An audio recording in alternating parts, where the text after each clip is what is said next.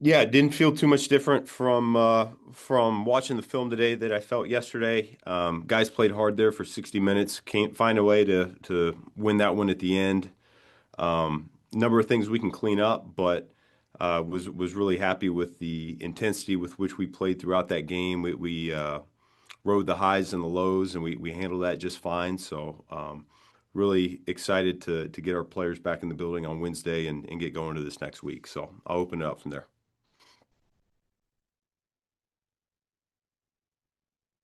Pat Finley.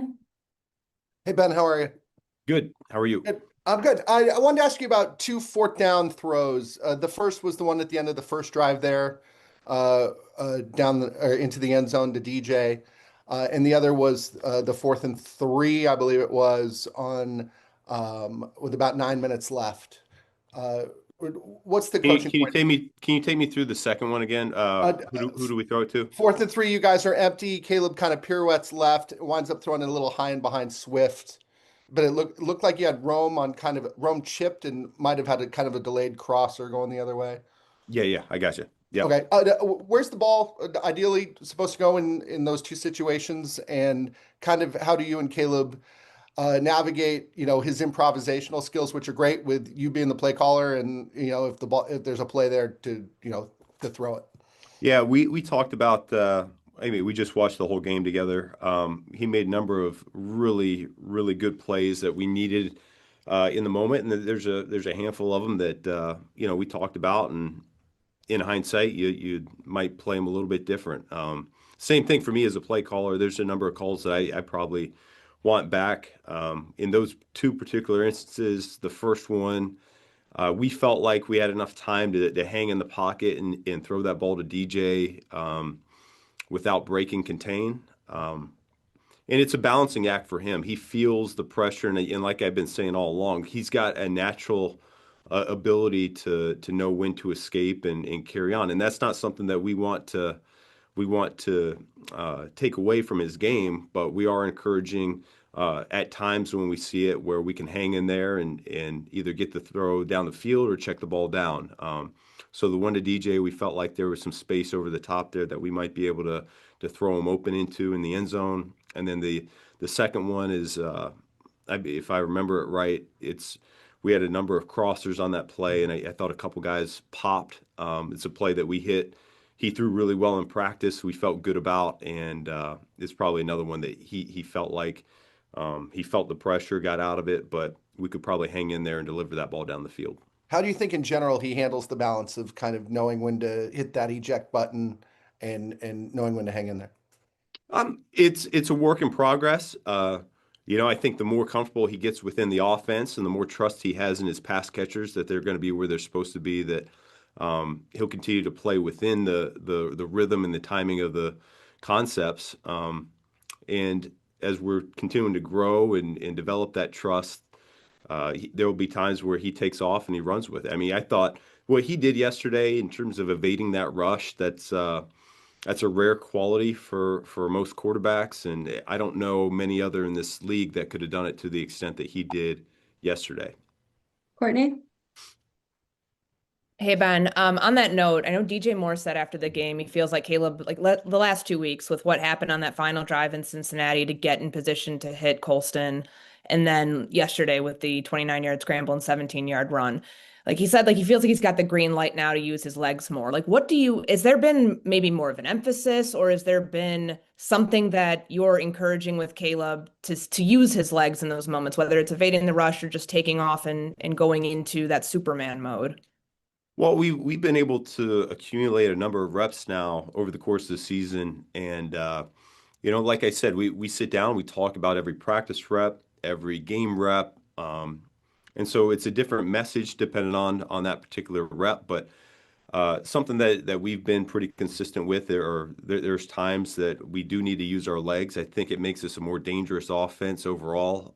You can talk to Dennis Allen about it. I think nothing probably strikes fear in his heart a little bit than a quarterback that's able to take off, because you can have everything else accounted for and you can feel pretty good about your pass rush, but yet if there's an open lane, which there tends to be when you have a four-man or even a five-man rush, the quarterback can still make you hurt with his feet. And so Yeah, it's something that we certainly want to utilize. It's not something that we want to necessarily feature each and every week, but when the opportunity presents itself, we have the ability to capitalize on it.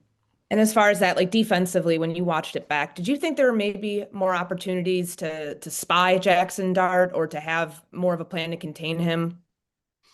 Well, we knew he's a really good player to start with. I felt like he hurt us more on the quarterback designed runs as opposed to necessarily um, him in the passing game. Now, I'm not taking anything away from him. He played a heck of a game for them and gave us some fits, but we felt like we could fit up some of those quarterback designed runs a little bit better and cleaner on our end. Um, and I think that would make us feel a little bit better about that game as a whole. Phil?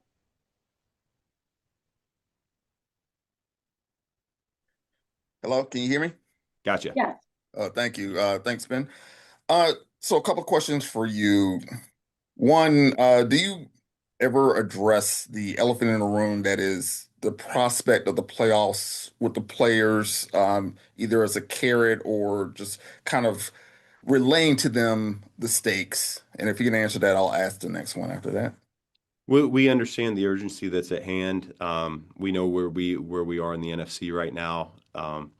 But I think the biggest thing in the message to the team is we're a 6-3 team right now that's looking to get to 7-3. Okay, and the second thing is about Luther Burden. I know he had that big play in the fourth quarter, the 27-yard reception. Can he be, or do you kind of see him as kind of a secret weapon that defenses may not have a lot of tape on him?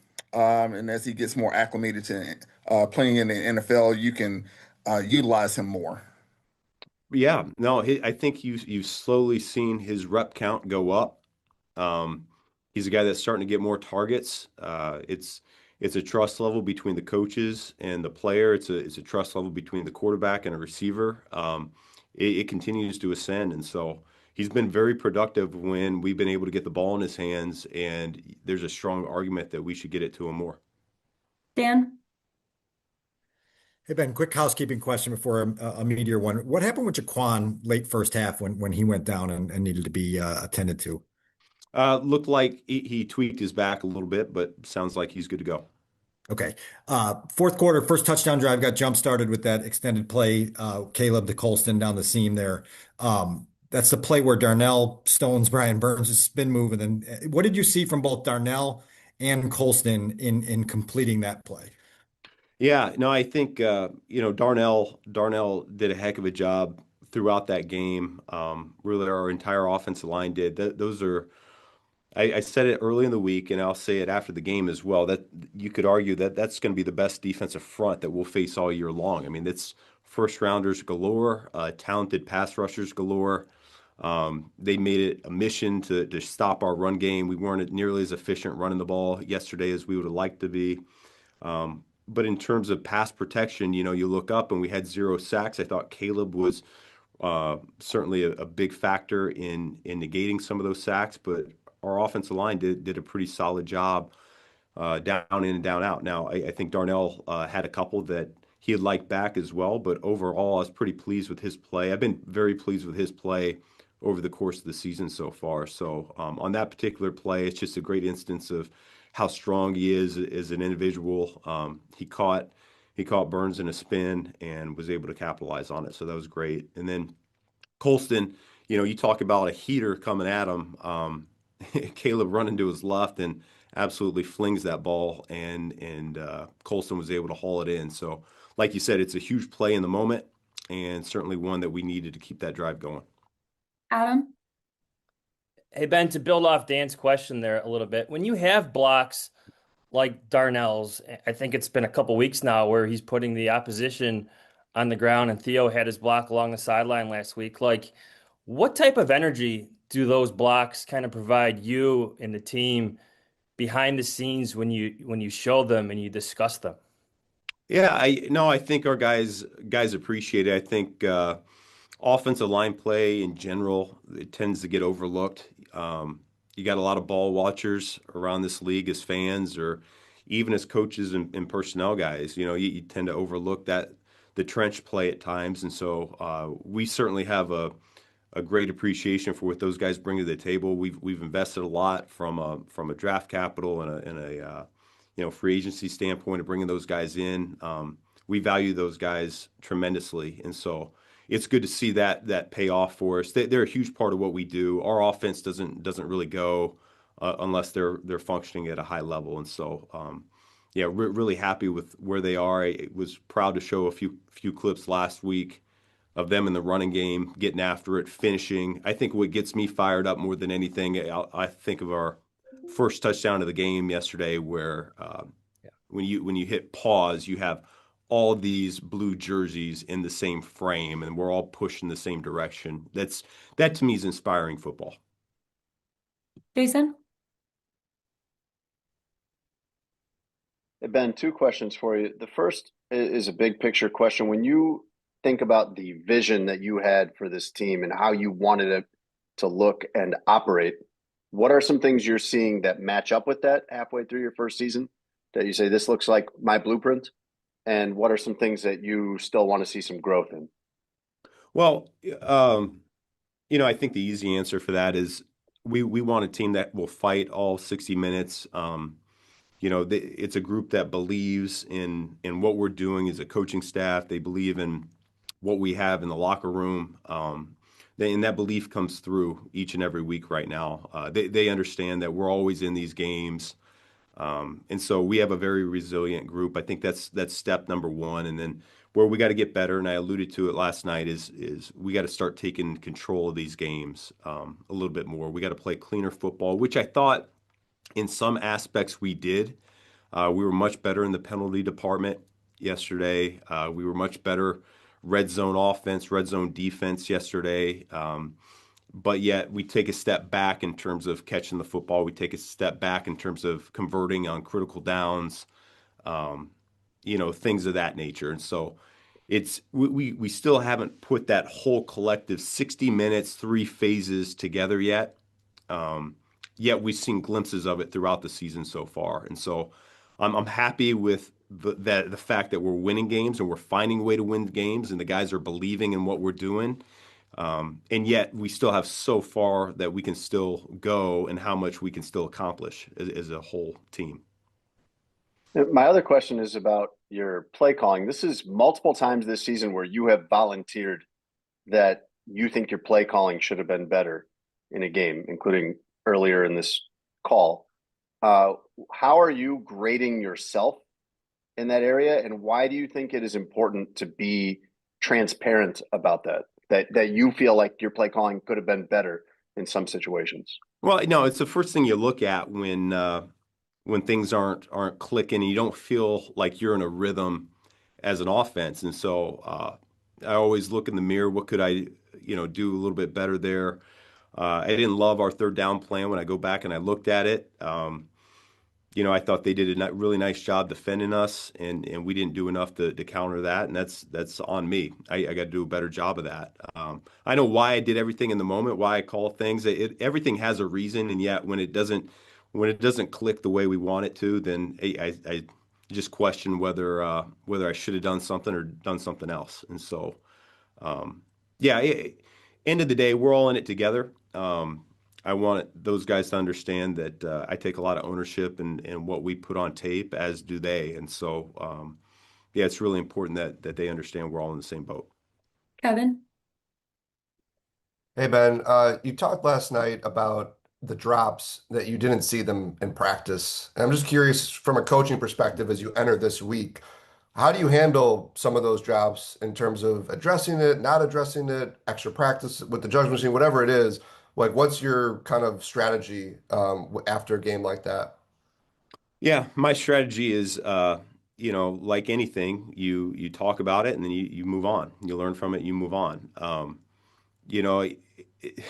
When my experience, and I've coached quarterbacks, I've coached receivers, I've coached tight ends on the offensive side, and you can make things worse by going overboard on some of this stuff, and that's not the intent. All those guys, they want to catch the football when it comes their way, and we acknowledge the fact that, hey, there's a few of those that we could have hauled in. We need to do that. Turn the page. Let's keep it moving. And so we're gonna be just fine.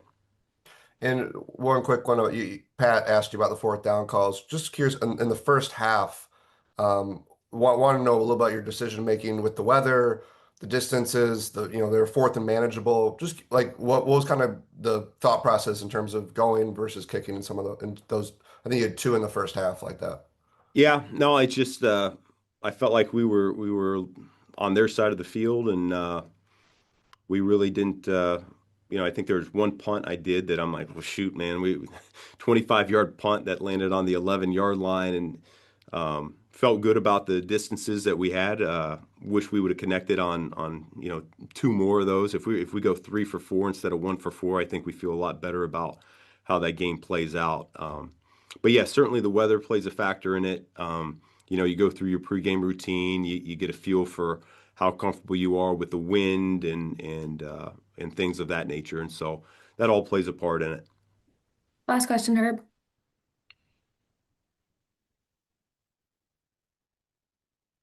Coach, you kind of alluded to this in your answer to Jason a bit ago, but in your mind, and even in your message to the team, how do you kind of balance the idea of appreciating and enjoying your team's ability to be resilient and pull out some of these games late with the thought that, some of these contending teams with these games coming up may require a more complete four-quarter performance? I think it's the best thing about us winning right now is we can come back and we can coach them hard, and we'll tell them the truth, and they know it. I mean, they're professionals. They all know that we're winning, but yet this isn't necessarily the style or the fashion that we want to hang our hat on long term. And so, yeah, I think we're in a really good spot with our locker room right now. Our coaching staff is doing a tremendous job. I think I got a lot of confidence on really all three phases and how we're coaching the game right now. And it's games like this that you can come in the next day or on Wednesday and coach them and be really truthful with what you're seeing and what we need to improve on.